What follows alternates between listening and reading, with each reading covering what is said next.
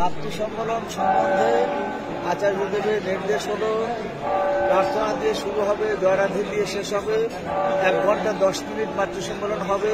বাকি সময়টা দীক্ষাপত্র সমীক্ষার কাজে যাবে।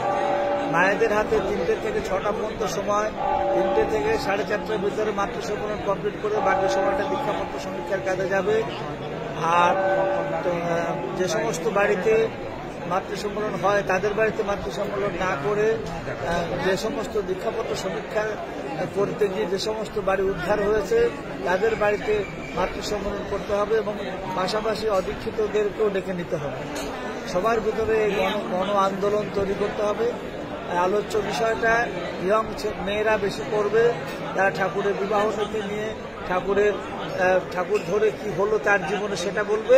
তার সাথে এক একটা বিষয় যে কুমারী জীবন ঠাকুর কেমন করে চলতে হবে আমাদের তেমন করে সেই কথাগুলো বলবে, বিবাহ নীতিগুলো নিয়ে বলবে। এইভাবে মাতৃ সম্মেলন করতে হবে, কিন্তু টাইমটা 1 ঘন্টা 10 মিনিট এটা করে নিতে হবে। আর বাকিটা তো সব বলাই হলো। এইভাবে মাতৃ সম্মেলন করতে হবে।